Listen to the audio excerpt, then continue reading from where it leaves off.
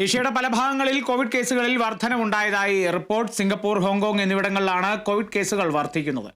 Omicron വകഭേദത്തിന്റെ ഉപവിഭാഗമായ JN.1 നിന്നും രൂപപ്പെട്ട LF7NB1.8 എന്നീ വകഭേദങ്ങളാണ് രോഗവ്യാപനത്തിന് കാരണം. പുതിയ വകഭേദങ്ങൾക്ക് മനുഷ്യ ശരീരത്തിന്റെ പ്രതിരോധ ശേഷിയെ മറികടക്കാനും വളരെ വേഗത്തിൽ പടരാനും കഴിയും എന്നുള്ളത് ആശങ്ക വർദ്ധിപ്പിക്കുന്നുണ്ട്. ഏഷ്യൻ ഭൂഖണ്ഡത്തിൽ വീണ്ടും കോവിഡ് കേസുകൾ വർദ്ധിക്കുന്നു എന്നുള്ള റിപ്പോർട്ടുകളാണ്.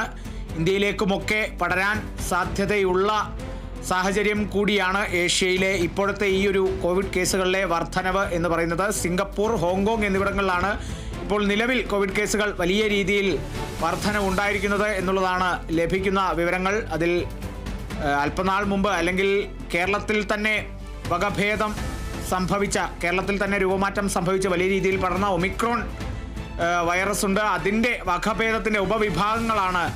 ആ ഉപവിഭാഗത്തിൽ നിന്നും രൂപപ്പെട്ട 2 വകഭേദങ്ങളാണ് LF7NB1.8 എന്നീ വകഭേദങ്ങൾ. ഈ വകഭേദങ്ങളാണ് വലിയ രീതിയിൽ രോഗവ്യാപനത്തിന് കാരണം എന്നുള്ളതും കൂടിയാണ് ലോകാരോഗ്യ സംഘടന അടക്കം ഇപ്പോൾ പുറത്തു വിട്ടിരിക്കുന്ന ചില വിവരങ്ങൾ എന്ന് പറയുന്നത്. പുതിയ വകഭേദത്തിന് ശക്തിയേറിയ വകഭേദങ്ങളാണ് എന്നുള്ളതും കൂടിയുണ്ട്. മനുഷ്യ ശരീരത്തിൻ്റെ പ്രതിരോധ ശേഷിയെ വരെ മറികടക്കാൻ കഴിയുന്ന തരത്തിൽ ശക്തിയേറിയതാണ് പുതിയ വകഭേദങ്ങൾ. ഒപ്പം തന്നെ വളരെ വേഗത്തിൽ പടരാനും സാധിക്കും എന്നുള്ളതാണ് വലിയ രീതിയിൽ ആശങ്ക വർദ്ധിപ്പിക്കുന്നത്.